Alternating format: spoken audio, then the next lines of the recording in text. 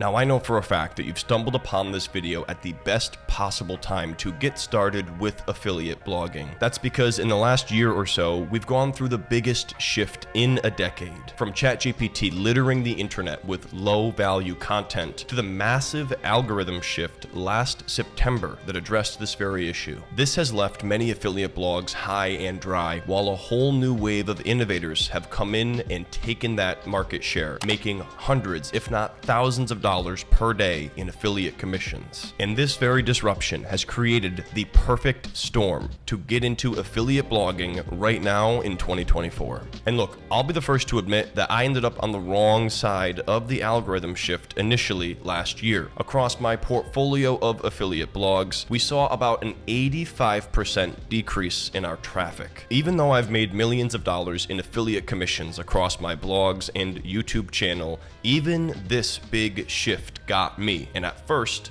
I thought my blogs were toast. But I realized there were just 3 simple things that I had to do in order to turn these businesses around. And we are now on the strongest growth trajectory we have ever seen in the last half decade. In addition to that, the content that we're creating is converting over to our affiliate offers at a higher rate than ever before because we're not publishing AI generated gibberish. So do yourself a favor, put down the ChatGPT and commit to this entire video. Now look guys, I'm not going to be showing you how to install WordPress and how to create an affiliate blog because there's tons of videos out there about how to do exactly that. And 95% of people watching already know how to do that. What you're trying to figure out is how do you get your affiliate blog to make money again, or how do you come in as one of these innovators during this massive disruption? And the very first simple thing that I had to understand was getting clear on my topical map. Your topical map is essentially like your content network on your website, and it's a visual that shows you how your content connects with each other. Because when Google sees somebody showing up at your website and then clicking around all over the place, that's a really good signal. Here's another big shift that happened here with this algorithm update. Google does not want your website to be a catch-all anymore. Even if in the past you were able to cover 3 or 4 different niches and rank well, it's just not working anymore. Instead, they want you to be very clear about what topics you cover on your blog, and then you need to make sure you become the very best resource out there on that topic. In fact, if you go too broad here, this will work against you and you'll actually get a penalty against your website. One of the craziest realizations for me was that we had to cut our article count significantly. Across my portfolio of sites, we reduced our articles by about 70%. And you might think that would result in traffic dropping, but instead the opposite has happened. And after dozens of hours of searching for the perfect tool out there for creating that topical map, I came across today's video sponsor, Scrintal. So let's dive in now, and I'm going to show you how to create a topical map to dominate affiliate blogging in 2024. Alrighty guys, so here we are over on the Scrintal website, and this is the ultimate visual note-taking platform. There's so many different ways that you could apply this across your business or even studying in school. So I'm going to go ahead and log into my account, but I did want to show you what you can do with this here if you were looking to use it for studying or other types of note-taking tasks. And they are supplying my audience with a 10% discount code. However, it is for a limited time only, so you might want to click the link down below and see if that discount code is still valid. From the main view here, all I have to do is click over on the left-hand tab to my Robinhood board, and this is where I started mapping out some of the articles that we're going to be creating surrounding this particular affiliate. So there's a lot of different ways where you could figure out what articles to write about, but one of my favorites is just simply looking for the FAQs, or frequently asked questions out there. This is typically searches related to the why, the how, the what, who, when, where, and does. And all I've done here is simply go over to a fresh Google window, which I'm going to show you shortly, and type in the name of the particular affiliate or the topic that we're basically covering. And then I put the words why, how, what, etc. in front of that, and this allowed me to find those questions. So then, starting off here with Robinhood FAQ, we break it down into the why, and if I double click here, it opens this up. And so I've written down a couple of those questions. Why can't can't I day trade on Robinhood? Why Robinhood is bad? And again, these are just the questions that are out there. So I'm not saying I'd necessarily write an article about every one of these, but this just shows you what people are asking, and then we're creating a map of those questions that we're going to answer. Why is Fidelity better than Robinhood? Why Robinhood is not working? Why can't you short sell using Robinhood? What I'm going to do for now is navigate back over to my desk, and we're going to create a new board, and we're just going to start this with Coinbase as an example. So what we're going to do is click on the add button. We're going to add a board, and we're just going to stick that over here for the time being. And then if I double click this, it's going to enter that board where we can now create our topical map. And I'm just going to call this one Coinbase. From here, I'm going to click on add again, and we're going to add a card this time. I'm going to stick this in the middle, and we'll call this Coinbase FAQ. At this point, I'm going to open up an incognito window because it's important to make sure that the Google search results that you're getting are not tailored to you specifically, because you want to figure out what questions are people asking and what are they putting in as the most popular searches. So we're going to start by just typing in the word Coinbase here, which is the topic we're looking to cover. And now we're going to start filling it in with some of those questions, whether it's the why, the how, the what, does, etc. So we're going to start off with the why. We're going to do why, and now we have all of these different questions people are asking. Why can't I cash out on Coinbase? Why can't I buy XRP on Coinbase? Why is Coinbase stock down? Why is Coinbase not working? And what you would want to do is head back over to Scrintall, and then at this point, if you click on this dot here and bring it over, it's going to make a new note for us.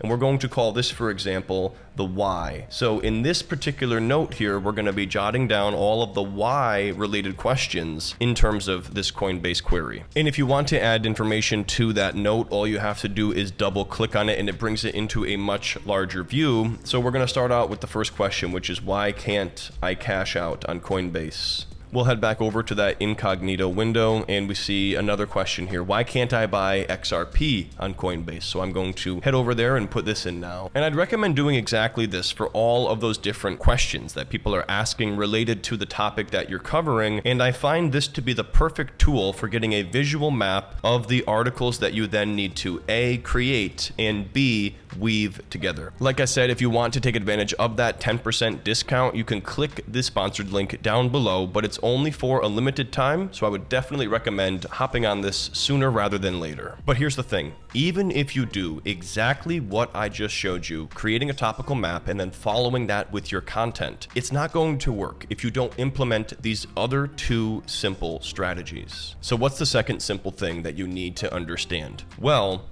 I have a little bit of a joke here for you. We're all hungry for these big, fat, juicy affiliate commissions, right? Well, that means we need to eat. EEAT. This is an acronym that stands for experience, expertise, authoritativeness, and trustworthiness. Now, this right here is going to be one of the most important nuggets of this entire video. Prior to the big algorithm shift, Google was focused on just EAT, which was expertise, authoritativeness, and trustworthiness. But the most recent addition here, that second E for experience, is a huge component that you have to bring into your blog. Simply put, Google wants you to lean on your own firsthand experience in your blog, and that is what's going to A, differentiate you from others, and B, future-proof your blog, protecting it from AI-generated content. Let's say, for example, you have a blog that reviews different dog foods. If you wanted to bring this experience into your blog, this would mean taking pictures of the actual dog food and then sharing what your observations were when your dog was actually sampling that food. This type of content cannot be replicated by artificial intelligence because you're discerning observations and facts from actual experience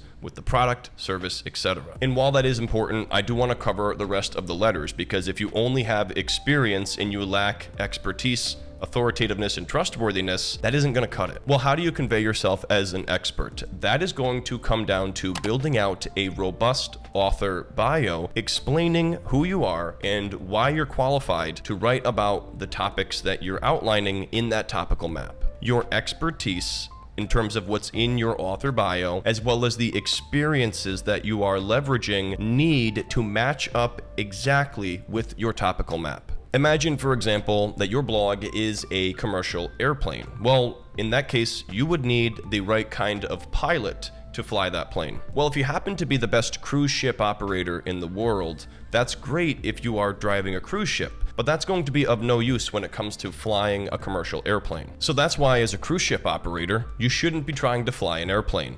Therefore, if you are trying to establish yourself as an expert in a certain field, don't go write about something entirely different. So how do I do this myself? Well, I am considered to be a top 100 money expert by Go Banking Rates. I've also written a book about side hustles and personal finance, and I've been featured in dozens of financial publications over the years, including Wall Street Journal. I've also become an angel investor across a portfolio of startups, many of which are in the fintech space. So all of this together, when curated into a potent author bio, gives me that expertise. And I lean on my experience using these different financial apps. But look, if I was out there writing about dog food, even though I'm an expert in finance, that would not do very well because I don't have any reason to be writing about dog food because I'm not credible in that topic. So get clear on what exactly you are an expert on, and then figure out how you can tie in your personal experience, bringing that into your blog. And here's another crucial detail for you. If you're not an expert,